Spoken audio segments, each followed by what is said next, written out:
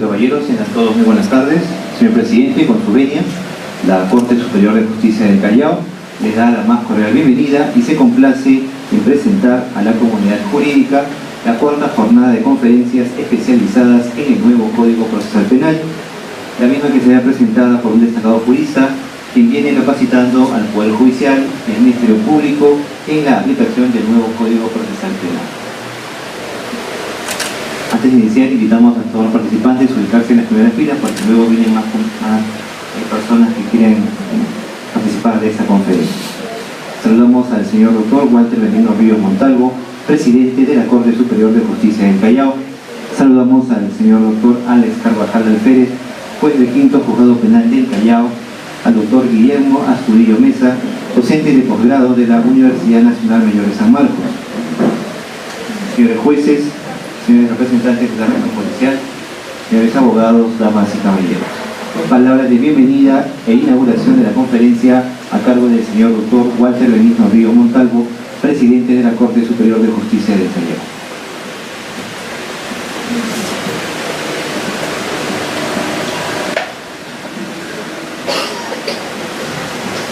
Muchas gracias, muy buenas tardes a todos los asistentes.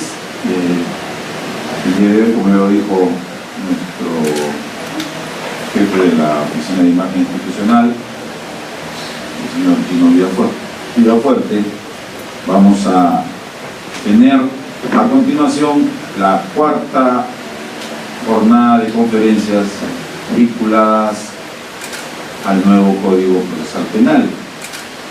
Como sabemos todos, hace 2 días se ha publicado la resolución administrativa 071, si la memoria no me esquiva, del presente año, dictada por el Consejo Ejecutivo del Poder Judicial, que ya formaliza a través de esta norma la creación de órganos jurisdiccionales en las materias de crimen organizado, corrupción de funcionarios, delito contra la administración pública, en materia, por ejemplo, de procesos inmediatos, ¿no? El delito legislativo o caso de flagrancia, el delito legislativo 1194, y establece ya el inicio o la vigencia plena del Código Procesal Penal en esta Corte Superior para el 1 de julio próximo. En esa línea, nuestra Corte Superior de Justicia del Callao, con el apoyo de la Oficina de Imagen Institucional y de la Escuela de Capacitación para los señores magistrados y servidores jurisdiccionales, viene realizando estas conferencias, en las cuales invitamos, ¿no?, a expositores de primer nivel, como el día de hoy tenemos el gusto de tener al doctor Guillermo Astudillo Mesa, que a pesar de ser un profesional bastante joven, ya tiene un importante prestigio en el ámbito académico, como ya para saber nuestro jefe de la Oficina de Imagen Institucional.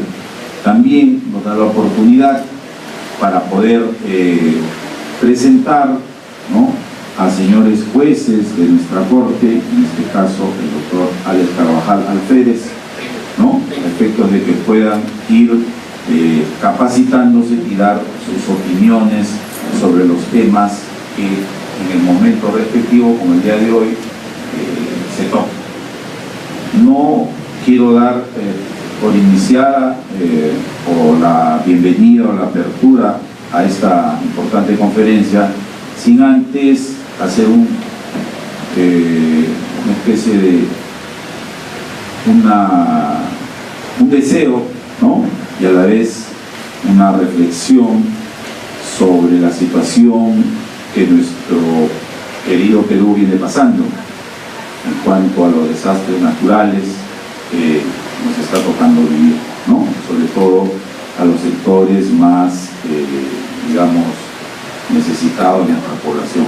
Ya el día de hoy, en la sala plena que hemos tenido con los señores jueces superiores, se ha tomado un acuerdo de que a nivel de Corte Superior de Justicia del Callao vamos a realizar los días lunes y martes de la semana que viene una especie de colecta o algo similar a efectos de poder de alguna manera poner nuestro granito de arena y colaborar con las personas que están sufriendo, nuestros compatriotas y o habitantes de nuestro país, este tipo de casos.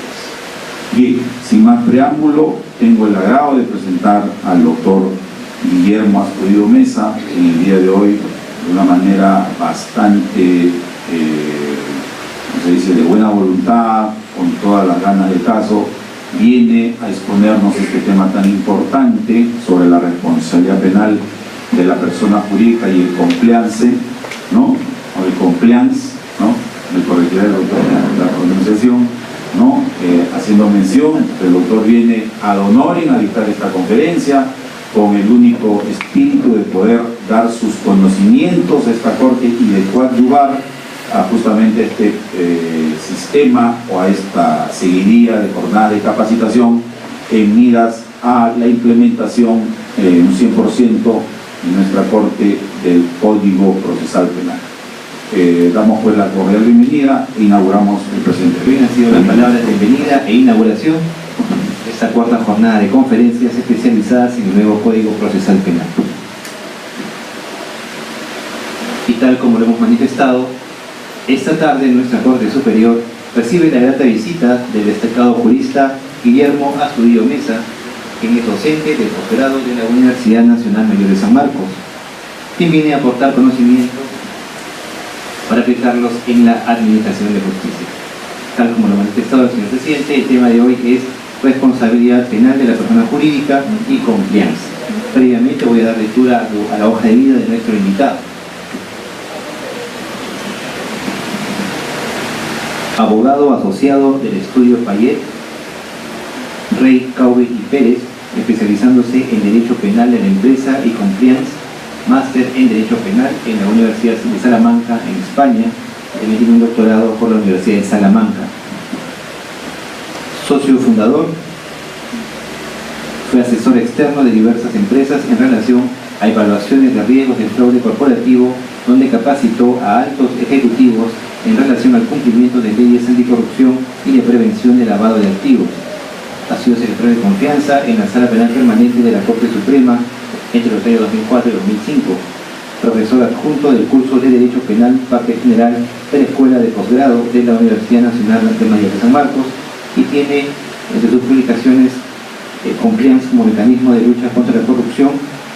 Otro de ellos es hacia la implementación de los programas de cumplimiento en el Perú, el derecho a ser olvidado, garantía frente al poder de las redes y algunas cuestiones acerca del testigo anónimo en el proceso penal peruano. Damas y caballeros, vamos a recibir con un fuerte aplauso a nuestro invitado de hoy, el señor doctor Guillermo Astudillo Mesa.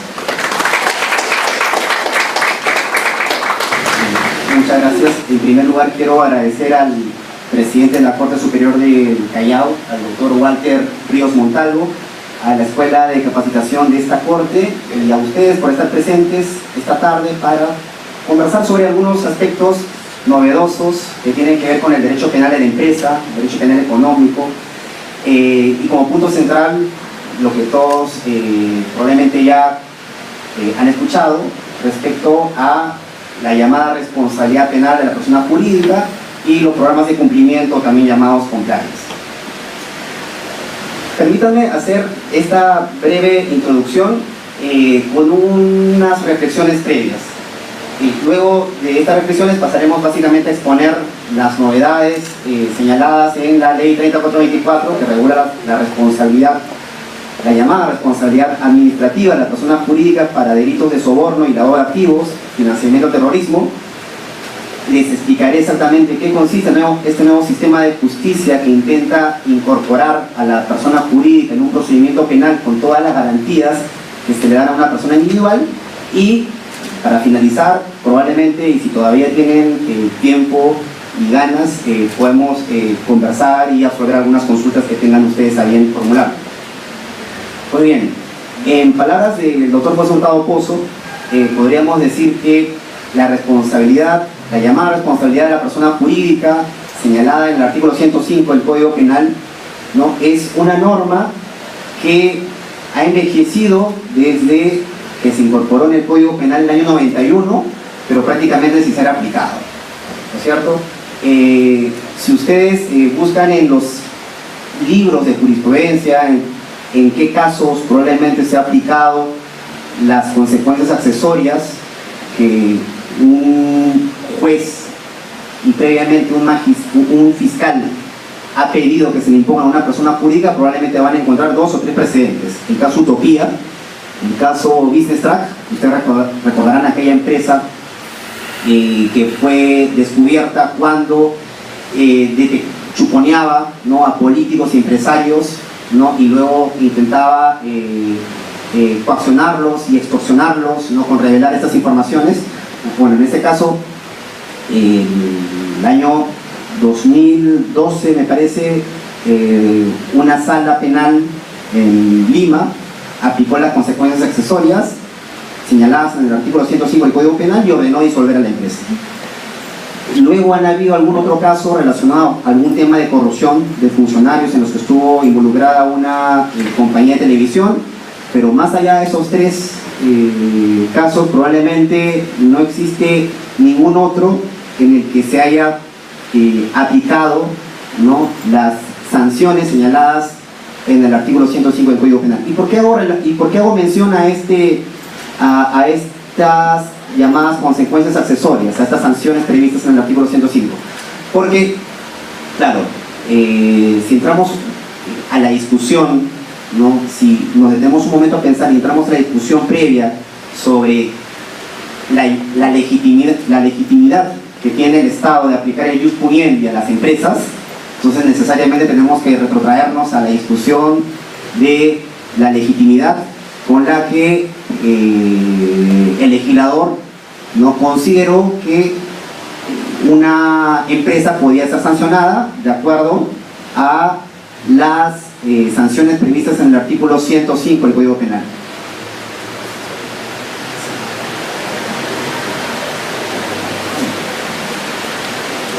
Ustedes recordarán en el año 2009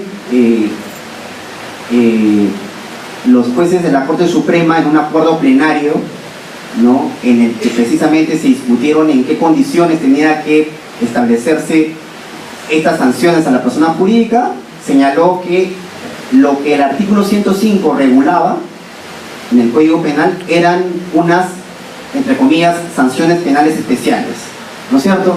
Estas sanciones que se habían previsto en ese entonces iban desde la multa, la sanción relacionada con el cierre de establecimientos de una compañía, la liquidación, ¿no es cierto?, o la cancelación de derechos o licencias.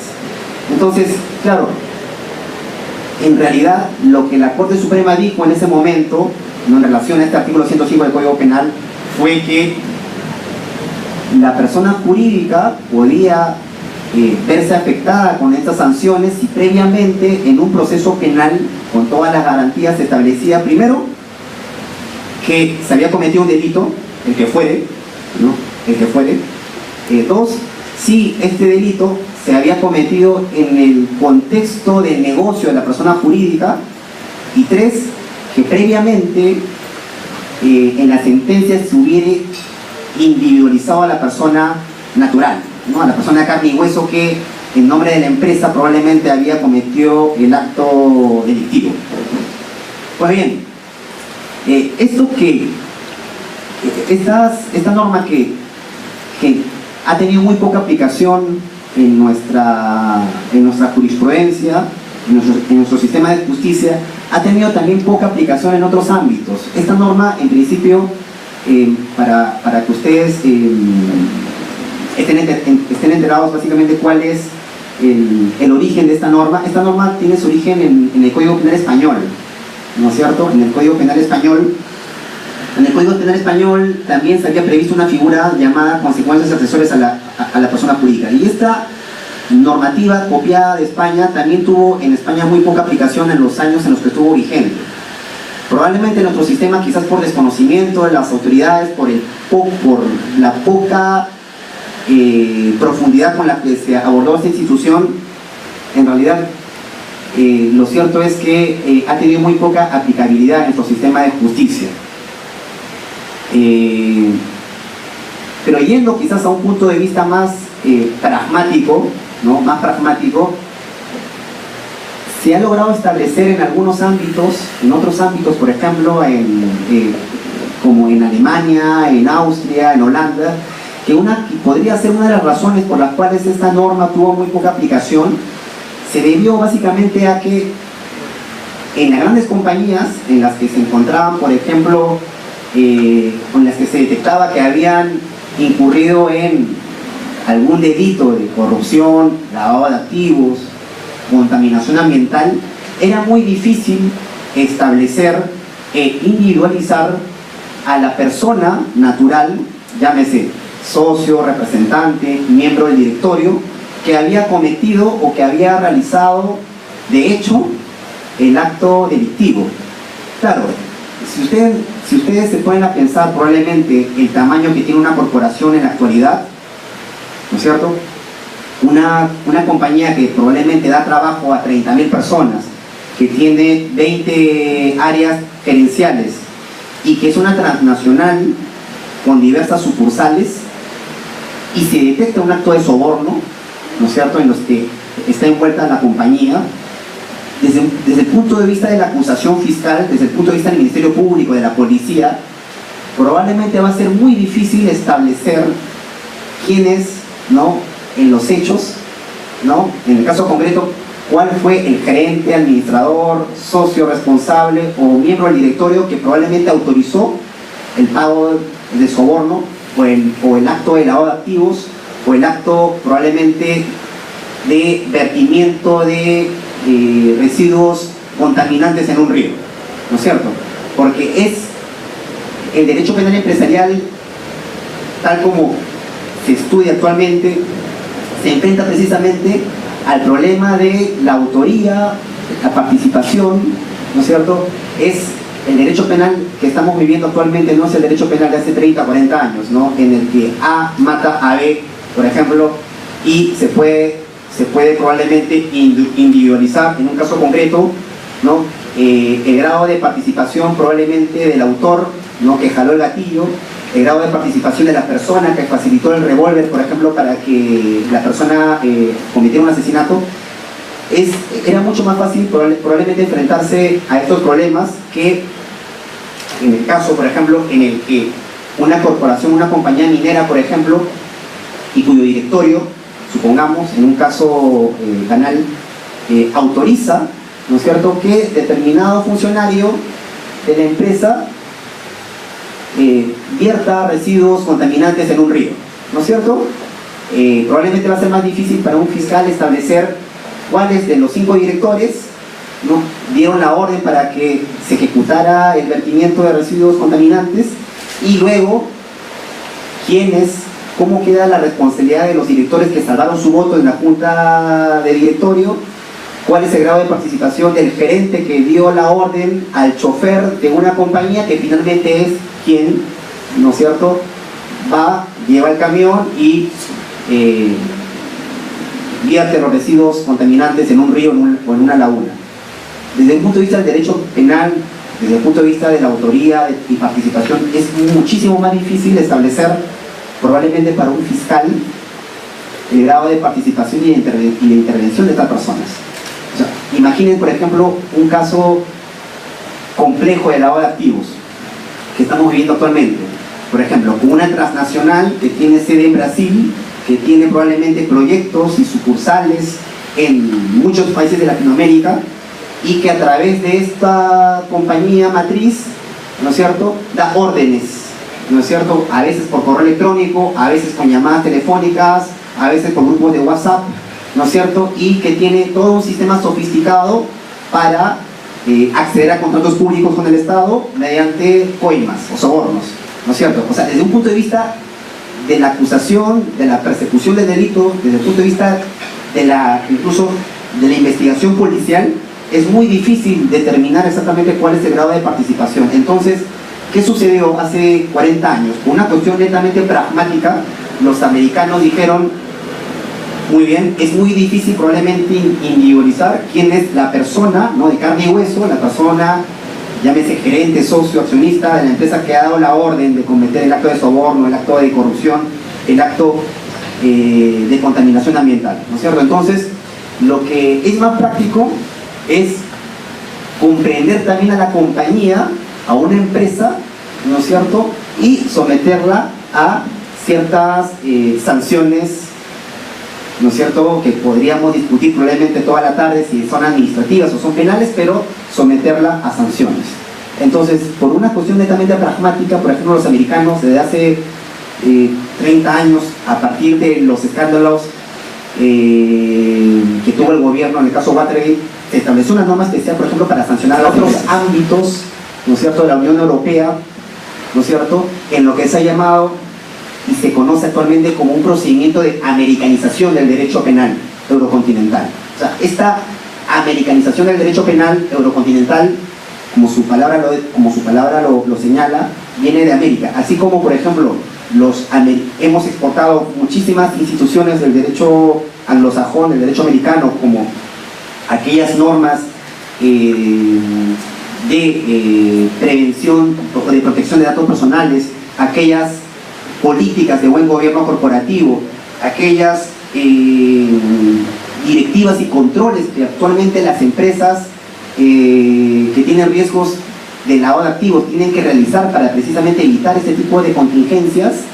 Todas estas políticas se han exportado hacia el derecho eurocontinental y hoy en día probablemente, salvo Alemania, todos los países de la Unión Europea ya han incorporado sus derechos internos la responsabilidad penal de la persona jurídica basado en esta idea de pragmatismo. De la misma manera, ya a partir del año 2000, con todos los escándalos de corrupción de Enron, de Siemens y muchos otros casos de corrupción a nivel internacional que se han dado desde la OCDE, de Naciones Unidas, incluso en la Convención de Naciones Unidas para combatir los casos de corrupción, ¿no es cierto? Hay una cápite, por ejemplo, que se señala en los que se prevé más bien se difunde la idea de que los estados que forman parte de la Convención de lucha contra la corrupción, de prácticas corruptas, incorporen a sus derechos internos la responsabilidad penal de la persona jurídica. Entonces, toda esta situación, toda esta política internacional que ha venido desde el año 2000 ha traído como consecuencia que también el Perú, para tratar de acceder a este grupo económico muy importante que es la OCDE, incorpore también a nuestro derecho interno una responsabilidad autónoma de la persona jurídica que no deroga en ningún momento el artículo 105 del Código Penal, ¿no?, tal como está previsto actualmente, pero que le da otra naturaleza, le da otro sistema, le da otra forma de entender el derecho penal, si lo quieren ver de alguna manera, y que es básicamente lo que a continuación vamos a presentar.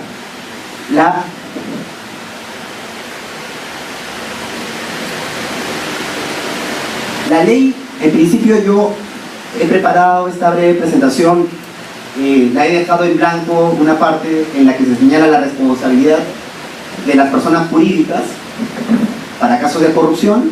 En realidad esta norma que tienen ahí se publicó el año pasado, en marzo del año 2016, fue bautizada con el nombre de Ley de Responsabilidad Administrativa de la Persona Jurídica para los casos de cohecho activo transnacional. Se suponía que iba a entrar en vigencia el 1 de julio de este año, pero luego, a raíz de una modificación que ocurrió este año, el 7 de enero de este año, a través del decreto legislativo 1352, y ya con todos los escándalos de corrupción de las empresas brasileñas que todos ustedes conocen probablemente, el gobierno, empujado nuevamente por esas políticas internacionales, por esos escándalos de corrupción, se ha visto obligada, por una cuestión de política criminal, también a incorporar, o más bien ampliar los alcances de la responsabilidad de la persona jurídica, pero además para los delitos de cohecho activo genérico, cohecho activo específico, lavado de activos y financiamiento al terrorismo. Ahora vamos a ver exactamente cómo está estructurada este nuevo sistema de responsabilidad, cuya novedad principal, como tienen ahí, es que la ley se va a aplicar de manera autónoma.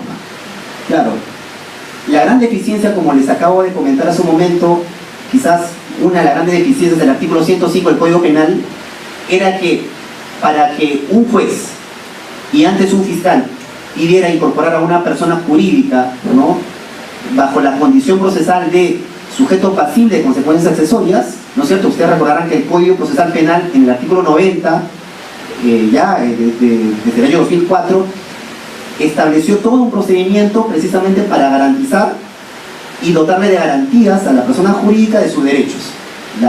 El Código Procesal Penal dice explícitamente que, y el acuerdo plenario lo ratifica, el acuerdo plenario sobre responsabilidad penal de la persona jurídica, ratifica la idea de que la persona jurídica tiene los mismos derechos en un proceso penal que se le otorgan al imputado.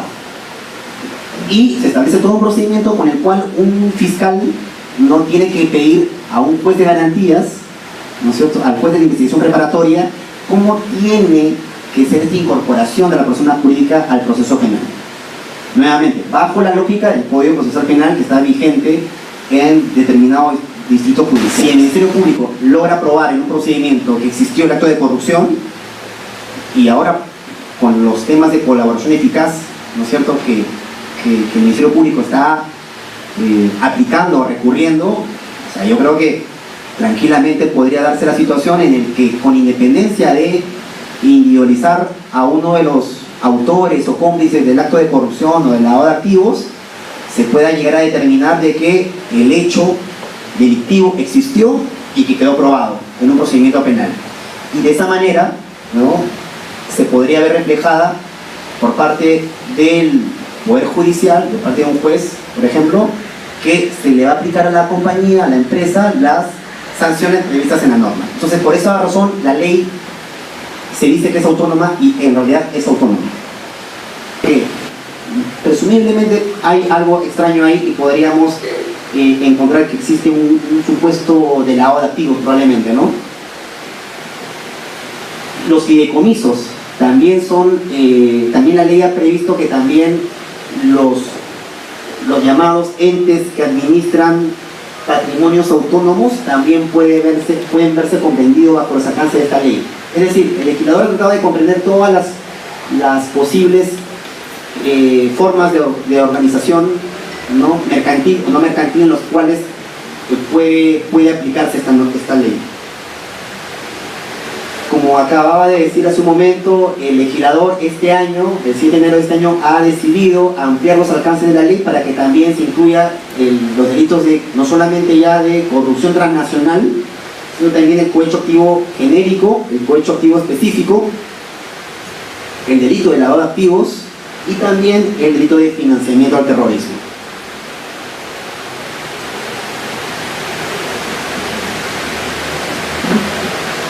Claro, en este caso, como vuelvo a repetir, bueno, acá básicamente está seguido la lógica de que tiene que haber un nexo de conexión, ¿no es cierto?, entre la persona jurídica con la persona de carne y hueso que comete el acto delictivo, ¿no es cierto? ¿Qué acto delictivo? El de corrupción, lavado de activos, o hecho activo transnacional. El vínculo de conexión pasa porque previamente la responsabilidad de la persona jurídica va a estar sujeta a que el delito cometido por el representante, socio, accionista o incluso cualquier empleado, incluso puede ser una persona que de hecho, asumiendo una administración de hecho, incluso la persona jurídica, pueda cometer el acto de corrupción o de lavado de activos, siempre y cuando se compruebe que este acto delictivo se ha realizado en nombre de la persona jurídica o en su beneficio. ¿No es cierto? Esta es una de las novedades que trae la modificación de este año, ¿no? Y esto tiene un nombre propio, ¿no? Esto básicamente se dio a raíz de los escándalos de Odebrecht, ¿no?, que ocurrieron el 23 de diciembre del año pasado, cuando surge el escándalo Odebrecht y se hace público el acuerdo que esta compañía tenía con el Departamento de Justicia de Estados Unidos, y se descubre y sale en todos los medios de comunicación que Odebrecht iba a pagar una multa de más de $1.000 millones de dólares ¿no? Bajo la condición de que no sea liquidada, ¿no? Y se descubre de que Odebrecht tenía un sistema de hacer negocios corruptos no solamente en Brasil sino en otros países de Latinoamérica, y cuya matriz funcionaba en Brasil y cuyo departamento de operaciones estructuradas funcionaba en Perú. El legislador creyó conveniente incorporar una cláusula que puede hacer responsable incluso a la persona jurídica que actúa como matriz en un acto de corrupción. La norma señala que cuando se descubra que la matriz, ¿no es cierto?, ha dado ciertas órdenes, ciertas directivas a sus representantes en otras jurisdicciones, entonces para un fiscal peruano, supongamos, ¿no es cierto?, para un fiscal peruano va a ser posible, bajo los alcances de esta norma, de pedir en el procedimiento penal de que no solamente la empresa, supongamos, Brasil, Perú, S.A., sea comprendida en el proceso penal, sino también Brasil, Matriz, S.A., con sede constituida bajo las leyes brasileñas, ¿no es cierto? Entonces va a ser posible, ya bajo los alcances de esta ley, que un fiscal en la persecución de delitos no solamente comprenda a las compañías constituidas bajo las leyes peruanas, sino también a aquellas compañías que actúan bajo matriz. Pero como repito, siempre y cuando se logre acreditar de que la matriz dio órdenes a los representantes, probablemente en esta jurisdicción, de que cometan actos de corrupción o de lavado de activos, ¿no es cierto?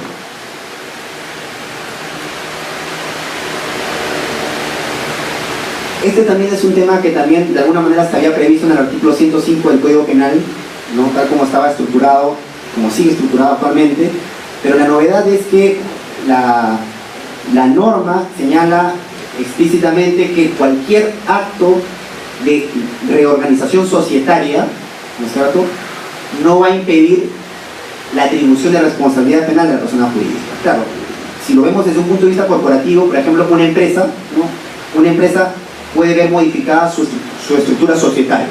O sea, supongamos que de repente viene una compañía extranjera, o sin que sea una compañía extranjera, sino acá, por ejemplo, la compañía Aviación A, supongamos, ¿no?, se fusiona con la compañía la Barca B, y del resultado de esta fusión de compañías surge una tercera compañía cuya razón social se modifica, ¿no?, y es aparentemente otra empresa, ¿no es cierto?, la que va a empezar a funcionar bajo otra razón social. Entonces lo que el legislador ha tratado de evitar precisamente es que probablemente una compañía, una empresa recurra a estos cambios de reorganización societaria precisamente para tratar de evitar su responsabilidad penal y no sean sancionadas, ¿no es cierto? Eso es lo que trata de hacer el legislador, es decir, que cualquier acto de fusión, escisión de la compañía o de reorganización societaria no va a impedir que el fiscal pueda, ¿no es cierto?, pedir que a esta nueva compañía sea incorporada en el procedimiento penal, porque es precisamente como normalmente operan las organizaciones criminales, ¿no es cierto? Cuando las organizaciones criminales quieren evitar su responsabilidad penal, contratan abogados probablemente que tratan de darle, ¿no es cierto?, una nueva reorganización societaria para tratar de evitar precisamente que sean sancionados o que las compañías sean intervenidas. Nuevamente, bajo los alcances de esta norma, lo que se han previsto son que el fiscal, ¿no es cierto?, primero pueda pedir ciertas sanciones en el requerimiento de acusación y que el juez finalmente pueda imponerle estas sanciones. Como repito, en la dogmática penal normalmente siempre ha existido la gran discusión si son sanciones de índole administrativa o penal. Claro, yendo un poquito más atrás, antes de que se publicara la ley 3424 tal como originalmente se publicó la norma, hubo una discusión en el Congreso de la República. Habían como 10 proyectos de ley que precisamente intentaban crear este nuevo sistema de responsabilidad penal de la persona jurídica, hubieron cuadernos de trabajo, se hicieron mesas, ¿no? Comisiones, hubieron juristas de la Universidad Católica de San Marcos que fueron a discutir, ¿no? sobre esto, ¿no? sobre esta manera de comprender la persona jurídica en un procedimiento penal. Y claro, los grupos de interés que normalmente también tienen ciertas sillas en estas mesas de trabajo, llámese CONFIEP, la Sociedad Nacional de Industrias, la Sociedad de Minería, ¿no? Que también contrataron los servicios de especialistas en derecho penal, también fueron a discutir sobre los alcances de este nuevo sistema de justicia penal para las compañías. Y la gran preocupación de los gremios empresariales básicamente era en la manera como tenía que publicarse y bautizarse esta ley, ¿no? Lo que primero pusieron en cuestionamiento los grupos empresariales fue que esta norma no podía ser bautizada con el nombre de responsabilidad penal de la persona jurídica, ¿no? Porque eso, desde el punto de vista de ellos, no podía causar un impacto reputacional, ¿no es cierto?, en ellas, en las compañías, y por el estigma, ¿no es cierto?, que se puede crear en la sociedad cuando sale en primera plana el comercio o la república que una compañía está involucrada en un acto de corrupción o de lavado de activos. Y ya todos hemos visto las graves consecuencias económicas que suceden, por ejemplo, para una compañía, el solo hecho de que su nombre se vea expuesto o relacionado con actos de corrupción, ¿no?, o de lavado de activos. Fíjense, en una publicación del diario Gestión de hace un par de semanas, y a raíz de los escándalos de corrupción que comprenden actualmente a la empresa Odebrecht y a la empresa Graña y Montero, probablemente la compañía que hasta hace 4 meses gozaba de una reputación implacable en el mercado, o sea, ya económicamente se ha evaluado que Graña y Montero, por ejemplo, sin ni siquiera estar involucrada en un procedimiento penal, por el solo hecho de que vino la información de Brasil de que la compañía conocía sobre estos actos de corrupción, el valor de las acciones de Graña y Montero, porque no olvidemos que Graña y Montero es una empresa que cotiza en la Bolsa de Valores de Lima y de Nueva York. Los valores de la acción de Graña y Montero se fueron en picada, y una compañía que hasta hace 4 o 5 meses valía 1.100 millones de dólares, hoy en día vale 350 millones de dólares. Todo porque el impacto reputacional que ha tenido esto, porque claro, o sea, si todos vemos que la compañía está envuelta en un caso de corrupción y uno tiene sus inversiones en la Bolsa de Valores de Lima o de Nueva York, y ve que esta empresa probablemente va a ser incorporada en un procedimiento penal y se expone a graves consecuencias, ¿no?, como la que vemos aquí, que puede ser vigilada, entonces lo primero que va a hacer un inversionista probablemente va a ser vender sus acciones y retirarse del mercado, o no comprar las acciones de la empresa Graña y Montero. Entonces el impacto económico que ha tenido la compañía y a la que se expone la compañía precisamente por la reputación o la mala reputación que puede generarse al estar envueltos en un caso de corrupción, es un supuesto que pesa mucho desde el punto de vista empresarial, pesa mucho, y es precisamente una de las cuestiones que precisamente estos gremios hace aproximadamente 2 años discutían en esta mesa de trabajo en el Congreso, no querían que esta ley saliera bautizada o se publicara bautizada como Ley de Responsabilidad Penal de las Personas Jurídicas. Dijeron, mejor pongámosle, ¿no?, Ley de Responsabilidad Administrativa de las Personas Jurídicas, de tal manera que quizá el impacto reputacional podría ser menor. No, pero bueno, como vuelvo a repetir, estamos hablando de delitos no menores, estamos hablando de delitos de corrupción de funcionarios, de lavado de activos, y que normalmente pues se dan en una lógica de organizaciones criminales, ¿no es cierto? El caso Odebrecht, por ejemplo, y el caso de las compañías brasileñas es un caso que tiene que ver con la organización criminal, ¿no? En esos casos normalmente en la fiscalía recurre en Lima a los plazos más extensos de investigación penal, ¿no es cierto? Y las posibilidades de investigación del lado de la fiscalía y del lado de la policía precisamente se dan bajo los alcances de la ley de crimen organizado, ¿no? Y todo lo que ello implica, obviamente. Pues bien, las sanciones, como vemos, van desde la multa, ¿no es cierto? La norma dice que una empresa, si incurre en prácticas corruptas o de lavado de activos, expone a ser sancionada a una multa no menor del doble de las ganancias ilegales que ha obtenido, no menor del doble de las ganancias que ha obtenido, o no mayor del sextuplo de las ganancias obtenidas. ¿Esto qué significa? Supongamos, en simple, que si el representante de una compañía en una licitación pública pagó una coima de $1 millón o $1 millón de soles, supongamos, $1 millón de soles, para adjudicarse una obra, la compañía se expone a ser multada con una cifra no menor del doble, o sea, no menor de 2 millones de soles y no mayor de 6 millones de soles, ¿no es cierto? Ahora, esos son básicamente los rangos que ha establecido la norma para, digamos, al momento de imponer una multa, graduar de acuerdo a ciertos criterios de proporcionalidad, probablemente que en el caso concreto tendrá que establecer la Fiscalía y luego el Poder Judicial, ¿no?, a la empresa. Luego las medidas de inhabilitación.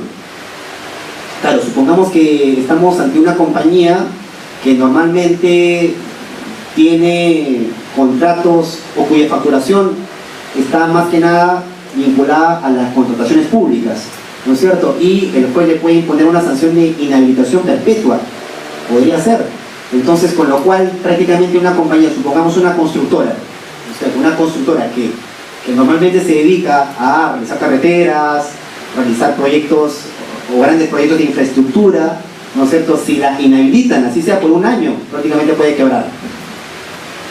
Se ve expuesta una compañía a que al momento de que se le impongan estas sanciones puede también cancelarle los contratos públicos, y todos sabemos que también hay grandes compañías que tienen licencias, ¿no? Licencias con el Estado peruano, ¿no es cierto? También, hipotéticamente también, no, hipotéticamente no, porque la norma está prevista, el juez podría también quitarle, ¿no?, o cancelarle el contrato, esta licencia, ¿no?, relacionada con las concesiones, autorizaciones municipales, la clausura de sus locales, también bajo ciertos criterios de proporcionalidad también establecidos en la norma. También es posible que un juez también, a pedido del Ministerio Público y por determinado tiempo, ordene el cierre de locales, ¿no?, o establecimientos donde normalmente la empresa realiza sus negocios, o liquidarla, ¿no? Es lo que se conoce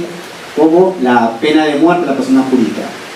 Y solamente se ordena la liquidación cuando obviamente en determinado caso se descubre de que esta es una empresa de fachada, ¿no es cierto?, que solamente ha sido creada con la finalidad de cometer actos delictivos de corrupción o de lavado de activos o de financiamiento al terrorismo, y que solamente se ha utilizado como una empresa cascarón, es una empresa cascarón solamente para encubrir los actos delictivos de parte de quienes manejan de hecho o de derecho la compañía. Entonces vemos pues de que el legislador ha previsto y ha establecido una serie de sanciones que tienen ciertos criterios de proporcionalidad, respecto a los cuales no me voy a detener para alargar más esta conferencia.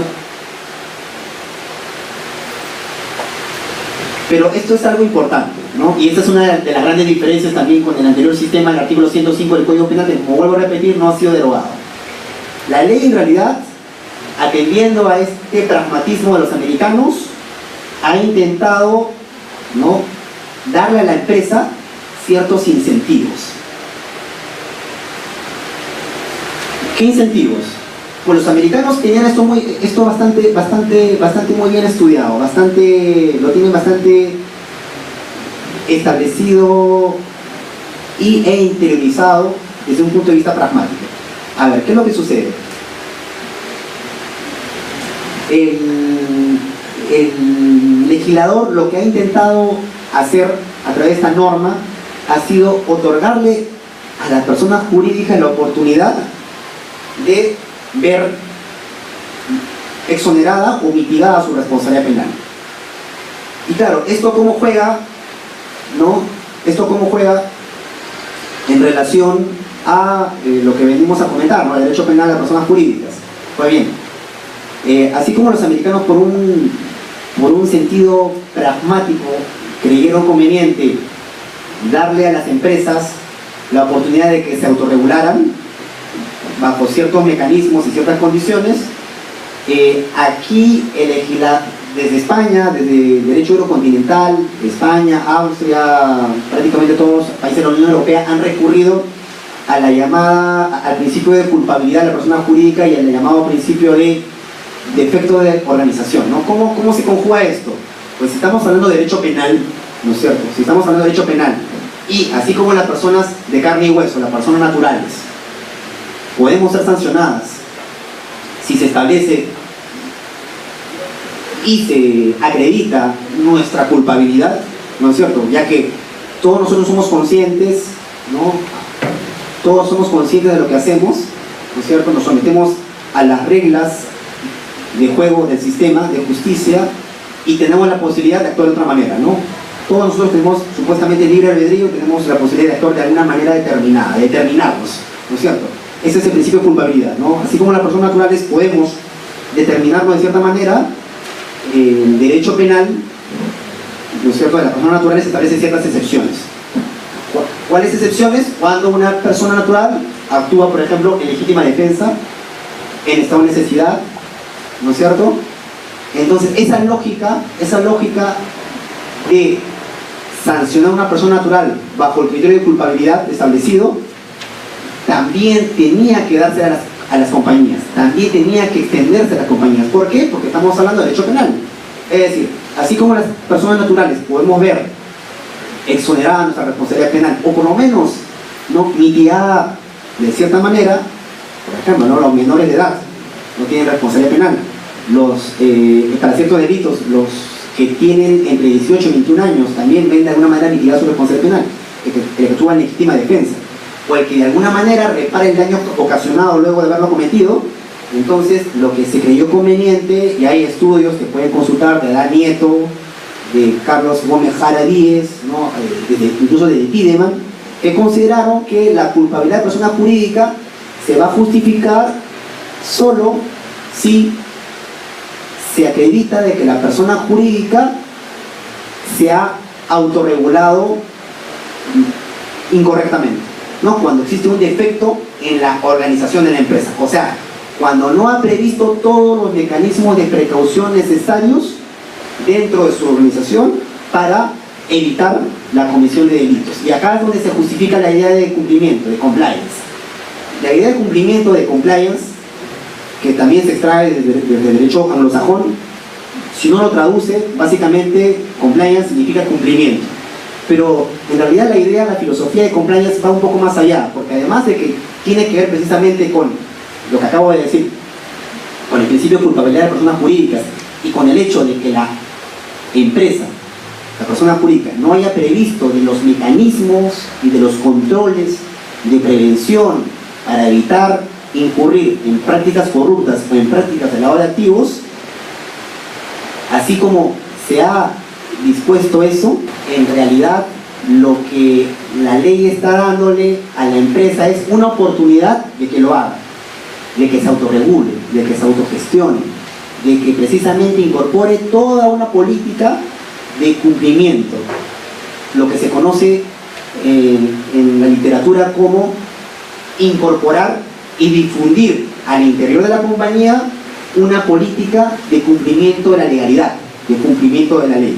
O sea, es decir, compliance hoy en día se entiende no solamente como un cumplimiento de la ley, sino también se entiende como difundir, incorporar dentro de la organización empresarial una cultura de cumplimiento de la ley, de cumplimiento de la legalidad, porque se entiende que solo de esa manera la compañía puede evitar incurrir en prácticas de corrupción o de lavado de activos, y si lo hace, pues tratar de acreditar, ¿no es cierto?, ante los organismos de persecución de delito, Ministerio Público o Poder Judicial, y de afirmar su derecho de inocencia.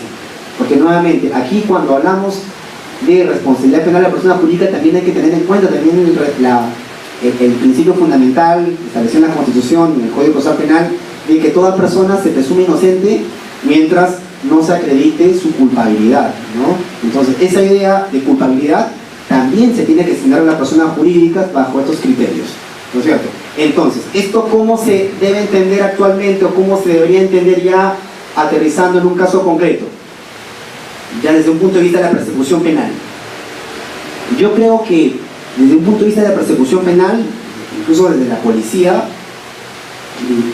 y ya, digamos, avisorando básicamente que se ponga en vigencia esta ley el día de mañana, entonces, el día que una empresa, se detecte que una empresa ha incurrido en prácticas de corrupción o en lavado de activos o de financiamiento de terrorismo, probablemente se va a tener que aplicar todo un procedimiento, todo el procedimiento señalado en el artículo 90 del Código Procesal Penal, ¿no es cierto?, que señala las pautas y las formalidades en las cuales una persona jurídica va a tener que ser incorporada a un proceso penal. Será probablemente la Fiscalía quien trate de identificar al representante legal de la compañía, de la persona jurídica, en cuyo caso se detectó el acto de corrupción, de lavado de activos o de financiamiento de terrorismo, para que esa persona de la investigación probablemente nombre abogado defensor, nombre una casilla electrónica para poder ser notificado y se lleve a cabo una audiencia, ¿no es cierto?, probablemente de incoación de la persona jurídica, y la persona jurídica en determinados casos pueda afirmar su derecho de inocencia, ¿no?, bajo las pautas del artículo 90 del Código Procesal Penal. ¿Y cuál es ese derecho de inocencia, ¿no?, o de mitigación de responsabilidad penal que la ley otorga a las personas jurídicas? Pues son estas, ¿no? Una persona jurídica podría haber exonerado su responsabilidad penal si logra acreditar ante los órganos de justicia que antes de la comisión del delito de corrupción o de lavado de activos adoptó un modelo de prevención adecuado e idóneo para prevenir el delito antes de su comisión. También la compañía podría haber atenuado su responsabilidad si logra acreditar ante los órganos de justicia, Fiscalía, Poder Judicial, puede haber atenuado su responsabilidad penal si logra acreditar ya con posterioridad a la comisión de delito que cuenta con un modelo de prevención de delito que lo ha incorporado luego a la comisión del delito y antes del inicio del juicio oral. También puede haber atenuada su responsabilidad penal. Yo siempre digo que es penal, porque la sanción la va a imponer un juez penal, ¿no es cierto? Entonces, yo siempre digo que es una sanción en realidad penal, siempre y cuando la compañía pueda acreditar que está colaborando con la justicia, con la Fiscalía, con la Policía, con el Poder Judicial, y también podrá haber atenuado su responsabilidad penal en aquellos casos en los que, por ejemplo, en una actividad societaria, en una reorganización, una fusión, logra acreditar que antes de la fusión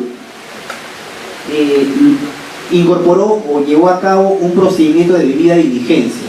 No sé, es lo que se conoce en el derecho corporativo como un due diligence.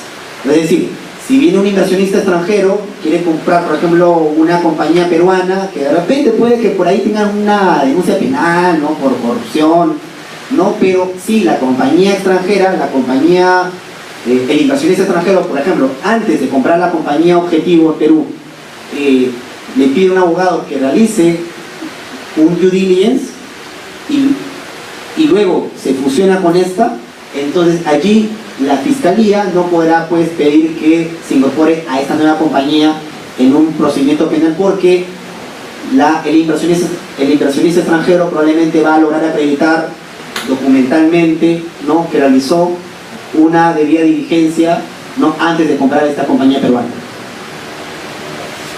Esos son los criterios, como les repito, de exoneración de responsabilidad penal de la persona jurídica o de mitigación de la responsabilidad de la persona jurídica. Bueno, esto básicamente, yo creo que desde un punto de vista pragmático, desde un punto de vista empresarial quizás, yo no lo sé, eso podríamos discutirlo ya para ir terminando. Eso probablemente para una compañía sí podría tener algún impacto económico, algún beneficio económico, ¿no?, si consideramos a lo que se expone una empresa hoy en día, en temas reputacionales, en términos económicos. Podría haber atenuado o eximido su responsabilidad penal. Lo que acabo de decir, puede haber protegida su responsabilidad penal. y podría haber también los representantes de la compañía, también si se establece muy bien exactamente cuáles son los ámbitos de competencias de los directores, socios, accionistas o gerentes de una compañía, también de alguna manera podrían verse cubiertos, ¿no? Si diseñan o se autorregulan de acuerdo a los alcances de esta normativa que, como acabo de comentar, es novedosa. Simplemente para pasar muy rápido ya, para ir terminando, no voy a pasar todo esto, no es demasiado, pero lo que sí dice la ley, lo que sí es importante que sepan, el artículo 17 de la ley 3424, con su última modificación, indica que cómo se tiene que diseñar ese modelo de prevención. Pues primero la compañía tiene que organizarse, ¿no? Tiene que autorregularse. Y lo primero que tiene que hacer es nombrar a un oficial de cumplimiento, ¿no? A una persona responsable del cumplimiento de todas estas políticas. Esta persona encargada del cumplimiento de todos estos criterios, esos controles internos en la compañía, tiene que adoptar ciertas políticas para identificar, evaluar y mitigar los riesgos. ¿Cuáles riesgos de corrupción, de lavado de activos, de financiamiento de terrorismo en los que puede incurrir la compañía? Prácticamente tiene que realizar una actividad de prevención, una actividad probablemente no policíaca al interior de la compañía. Tiene que implementar un canal de denuncias, un procedimiento para que todos los miembros de la compañía puedan denunciar, ¿no? Algún acto de corrupción, de soborno, de coima, que puedan haber escuchado, detectado de repente. Hoy en día muchas compañías ya tienen implementado estos sistemas de canal de denuncias. A veces es solamente una página web, ¿no es cierto? A veces es una central telefónica. A veces las compañías gestionan ese servicio.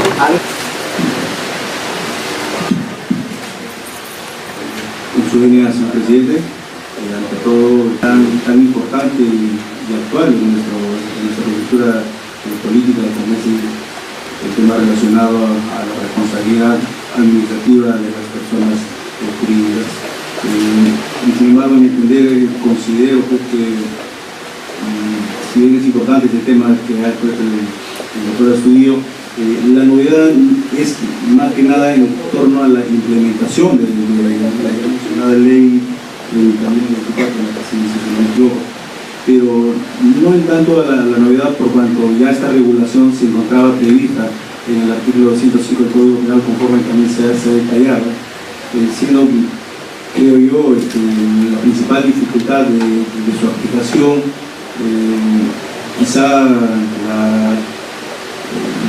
la desidia por parte del órgano persecutor o el desinterés de incorporar a las personas jurídicas en la comisión de determinados delitos con las sanciones administrativas que ello podría implicar, y también las consecuencias de otra índole, ¿no?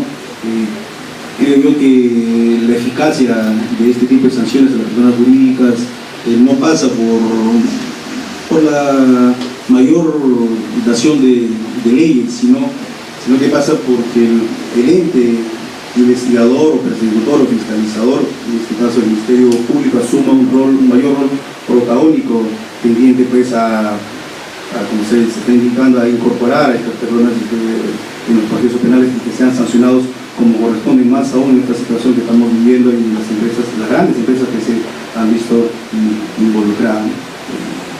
Por otro lado, también considero de que el Estado, pues, o el gobierno o el legislador no ha asumido en su momento tampoco un rol protagónico en torno a este tipo de sanciones. Tan es así de que cuando se despidió el año pasado esta acotada ley, únicamente se incorporó para los casos de los delitos de cohecho internacional, siendo ante la presión de los organismos internacionales a raíz del escándalo de Odebrecht, que recién a inicios de este año se ha incorporado ya los delitos de lavado de activos, cohecho activo y quizás el narcotráfico. No estoy en ese sentido. Creo que todos, tanto nosotros como órganos profesionales y tanto el órgano persecutor de delitos, tenemos esa gran tarea, esa gran responsabilidad, ¿no? de darle eficacia a estas leyes que se están incorporando, ¿no? Y por otro lado, de lo expuesto por el doctor Astudillo, hay algunas inquietudes, ¿no?, que ojalá me pueda absolver, ¿no? Es en cuanto refería al ámbito de aplicación de estas sanciones a las personas jurídicas. Se señaló de que estaban comprendidas las empresas de derecho privado, asociaciones, fundaciones, sociedades de economía mixta y otras, ¿no? Ello implicaría, doctor Astudillo, que también se puede incorporar, por ejemplo, a ONGs o incluso a los partidos políticos. Eso por un lado. Y la otra inquietud que tengo es con relación a la naturaleza autónoma que usted mencionó del delito de sanciones a las personas jurídicas. En este caso, tengo esa duda porque, digo yo, ¿sería posible comprender en un proceso penal solamente a una persona jurídica, excluyendo al representante o administrador, o al que haga las veces, ¿no?, de asesor de esta empresa? Y finalmente, yo creo que definitivamente las sanciones que se imparten a las personas jurídicas son de carácter administrativo. No comparto ese criterio de que sean sanciones penales por el juez penal, sino que las sanciones son estrictamente de carácter patrimonial, destinadas a sancionar a las empresas como consecuencias a la que se refieren. Con eso a nivel de este sistema, ¿no?, orientado a la sanción de la persona jurídica, lo que ha tratado de hacer es precisamente evitar saltar probablemente las probables deficiencias o los probables vacíos o los casos de impunidad que se generaban con el anterior sistema, ¿cierto? Como vuelvo a repetir, en el sistema de las consecuencias accesorias, la gran dificultad era establecer el nexo de conexión y previamente tener acreditado, por lo menos sinceramente, al representante de la compañía que había incurrido en un acto delictivo. Entonces, la idea del legislador, yo lo entiendo así, es darle los mayores alcances a los órganos de justicia, Ministerio Público, el Poder Judicial, de evitar precisamente que estos casos de impunidad y de sanción queden al descubierto, sino tratar de darle todas las posibilidades de que existan sanciones efectivas, incluso en aquellos casos en los que no se pueda determinar de ninguna manera, sea porque la persona involucrada, la persona de carne y hueso involucrada en el acto delictivo murió, se fugó, o no se puede determinar quién es la persona que se vio involucrada en el acto de corrupción o de lavado de activos. Yo creo que sí podría darse la situación extrema, quizás, en el que pueda existir un procedimiento penal abierto, promovido por el Ministerio Público contra una compañía sin que exista la persona natural, ¿no es cierto?, incorporada en el proceso penal. Quizás va a ser un poco difícil de entender, ¿no? Quizás este es un tema que va a tener que irse desarrollando, porque claro, como es muy difícil, ¿no es cierto?, desde un punto de vista de la persecución del delito, llevar a la persona jurídica a juicio oral, ¿no? Es decir, ¿cómo llevas a una compañía a juicio oral? Claro, o sea, lo lógico y lo que ha previsto y lo que se hace en otras jurisdicciones tiene que ser, llevas al juicio oral a la persona jurídica, claro, y la persona jurídica, como toda compañía, tiene sus representantes, ¿no? Probablemente será un apoderado, un gerente, un administrador, en cuyo caso la compañía deposite su representación para que ésta pueda verse representada en juicio oral. Por lo tanto, yo sí creo que sería posible, en un caso extremo, que existan procesos penales abiertos sin necesidad de que se abra un juicio oral, digámoslo así, contra una persona de carne y hueso, representante, socio accionista de la compañía. En relación a la posibilidad de incorporar a las ONGs o partidos políticos en un procedimiento penal. Ahí también hubo mucha resistencia de parte de los órganos de persecución, perdón, de parte de los gremios empresariales y una serie de grupos políticos que hubieron en el Congreso de la República, debido precisamente a los alcances que podía tener esta ley, ¿no? Y hubo mucha preocupación precisamente de partidos políticos en esta posibilidad. No, en relación a las ONGs, sí se queda abierta la posibilidad de la manera como esté constituida, ¿no es cierto?, una organización sin fines de lucro, en principio, pueda ser comprendida sin ningún problema en una investigación penal. La gran discusión viene por el lado de los partidos políticos. Fíjese que la norma en ningún momento prohíbe, en principio, que los partidos políticos puedan ser comprendidos en una investigación penal. No lo dice por ningún lado la norma.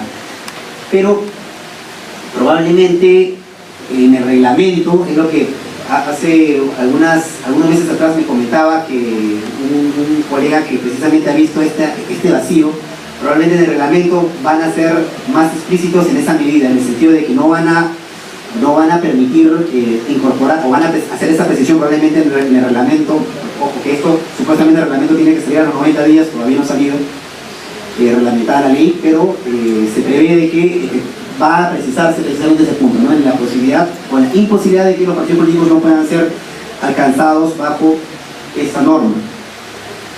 Y en relación a ¿cuál era su última pregunta, doctor? En relación a las sanciones, me parece que, mire, en realidad, claro, la gran discusión filosófica, probablemente, la gran discusión filosófica que han tenido los juristas alemanes, españoles, también peruanos, en relación a la naturaleza de las sanciones previstas en el artículo 105 del Código Penal, ha sido una discusión filosófica, teleológica, jurídica, y probablemente que ha llevado penalistas en algunos casos a tener que discutir probablemente algunas instituciones quizás abstractas, ¿no? Y probablemente en Alemania y en España las discusiones se han extendido durante más de 20 años, casi 30 años, en esta posibilidad, ¿no? Esto es, las sanciones que se han previsto en el artículo 105 del Código Penal son sanciones penales, son sanciones administrativas.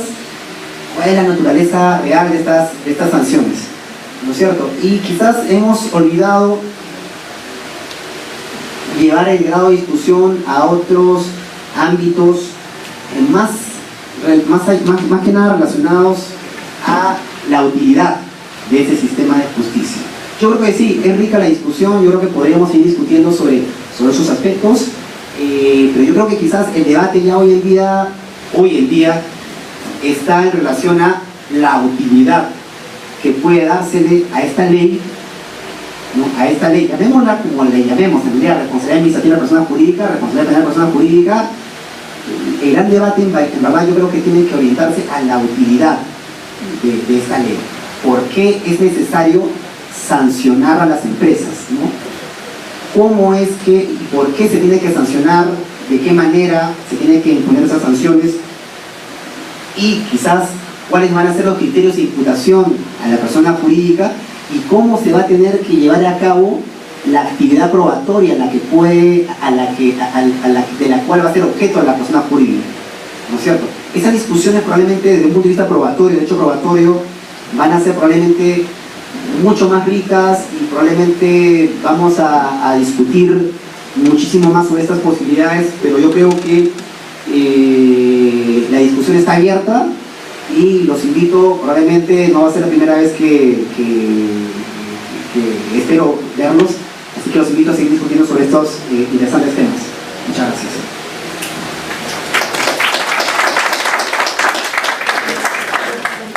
Si acaso hubiera alguna pregunta o duda, por favor, si no se levantar la mano e identificarse previamente. ¿Qué tal, doctor? Buenas tardes. Una consulta. Sé que no lo tocaba en la exposición, pero quería saber cuál era su opinión respecto del informe previo que tiene que hacer la superintendencia del mercado de valores para poder iniciar alguna acción respecto al comité, ¿no? Porque pareciera ser más bien que es una traba debido a que esa institución no maneja todas las áreas del tipo. Sí, efectivamente. Hay un punto que no he tocado, pero gracias por la pregunta, porque ese es un tema que en realidad en la norma primigenia, la ley 3424, tal como se publicó el año pasado, no estaba prevista, ¿no? Ahora, efectivamente, como acabas de mencionar, el legislador, bueno, el legislador no, el ejecutivo, en este caso, ha previsto una suerte de requisito de procedibilidad, ¿no es cierto? Es decir, que solamente el Ministerio Público, ¿entiendes? El Ministerio Público va a poder solicitar al Poder Judicial la incorporación de la persona jurídica siempre y cuando se cuente con un informe técnico establecido por la Superintendencia del Mercado de Valores, ¿no es cierto? O sea, previamente, es como sucede en los delitos de propiedad intelectual, ¿no? En el COVID, por ejemplo, antes de que se formule una acusación fiscal, o sea, previamente se tiene que contar con un informe previo, ¿no es cierto?, de un órgano administrativo.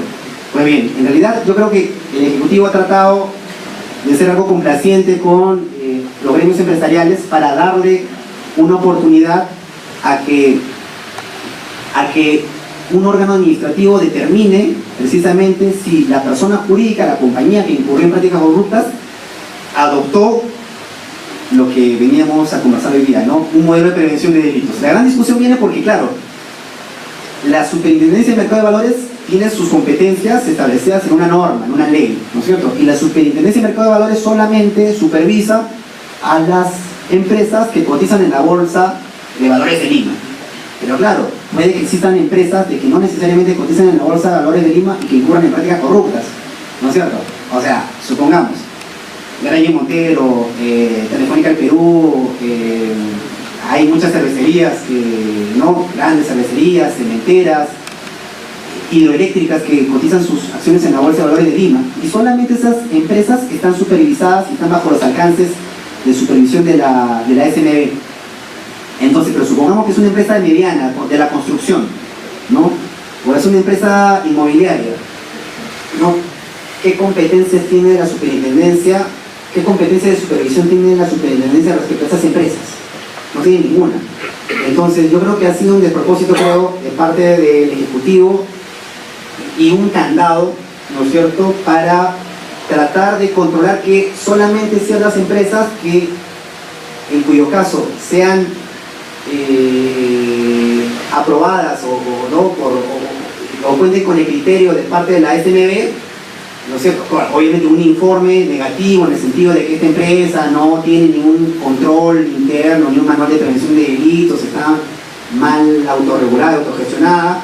Obviamente un informe negativo en que diga, la autoriza el fiscal, sí, esta empresa no tiene nada, no tiene ningún control de prevención de delitos, ni un manual de prevención de lavado de activos, ni tiene ningún control interno, no tiene absolutamente nada.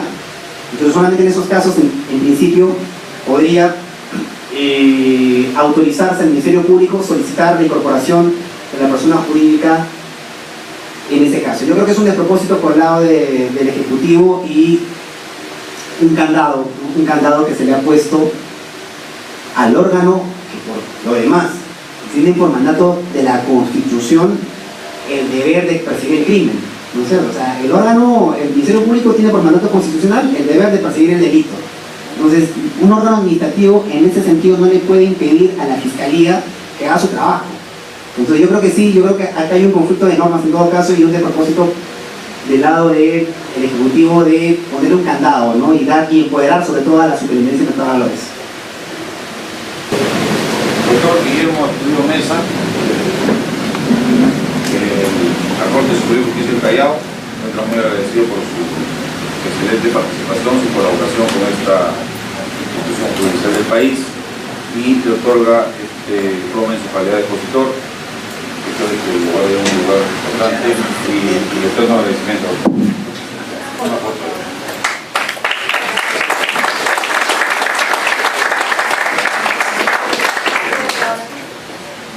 De igual manera, nuestro colega, el señor juez especializado penal, doctor Alex Carvajal Alférez, le entregamos este diploma en su calidad de panelista, agradeciéndole por su participación. Por favor.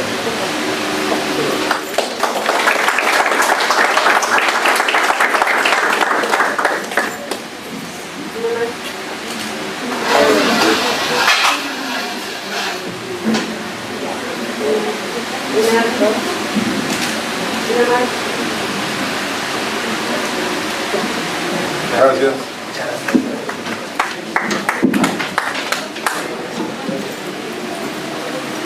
Muy bien, damas y caballeros, la conferencia ha concluido. Los invitamos el día lunes 20 de marzo a la quinta jornada de capacitación. El tema es criminalidad organizada, a cargo del doctor Víctor Burgos Mariño, presidente de la segunda sala de apelaciones de la Corte Superior de la Libertad.